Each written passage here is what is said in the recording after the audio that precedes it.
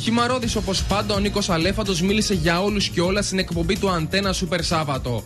Εγκληματία χαρακτήρισε τον πρόεδρο της ΑΕΚ, Ντέμι Νικολαίδη.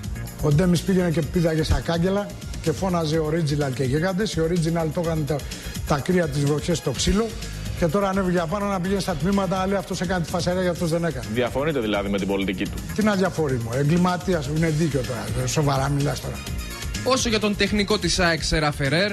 Έβγαλε άξιστο το Σάντος και μας έφερε καθηγητή, παραδείγματος χάρη το Φερέρ, και γελάει όλοι οι οικουμένοι. Ο Σάντος βλέπει, ζει και βασιλεύει. Από την κριτική του Νίκου Αλέφαντου δεν ξέφυγε και ο προπονητής του Παναθηναϊκού, Βίκτορ Μουνιώθ. Και ο Μουνιώθ είναι να κάνει καμιά κολοτούμπα, άμα κάνει τον γκολ και είναι να κάνει την προπονησούλα. Μέτριοι προπονητές αυτοί, δεν το καταλαβαίνετε, αφήνουν ολόκληρη Ισπανία, ούτε η Λεβάντε δεν του ζητάει. Εντύπωση προκάλεσε η σκέψη του Έλληνα τεχνικού για τον Φέλιξ Μπόρχα του Ολυμπιακού. Και να κάνει τον Μπόρχα να τον κάνει ένα κεντρικό πιστοφύλακα που πιστεύω θα χαλάσει τον κόσμο. Μπορεί να γίνει Μπόρχα, αυτό? Αυτός ασυζητητή. Πρώτα θα βλέπει το γήπεδο όλο. Ξέρει μπάλα. Γρήγορος. Όταν τον βλέπεις και κάνει αυτός και ο Μάρτης, κάνουν 4 τούμπες ανάποδα. Είναι λάστιχα αυτή.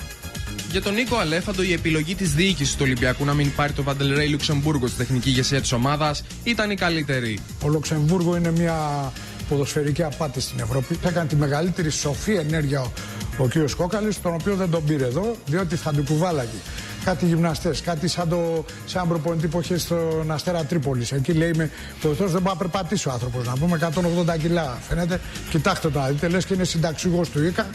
Ολοκληρώνοντας την απολαυστική του συνέντευξη, ο Νίκος Αλέφαντος αναφέρθηκε με τα καλύτερα λόγια για δύο ανθρώπους του αθλητισμού. Μεγαλύτερη προέδρη να ξέρεις. Στο ποδόσφαιρο Κόκαλης και στο στίβο σε όλη την Ευρώπη είναι ο κ. Συριακού.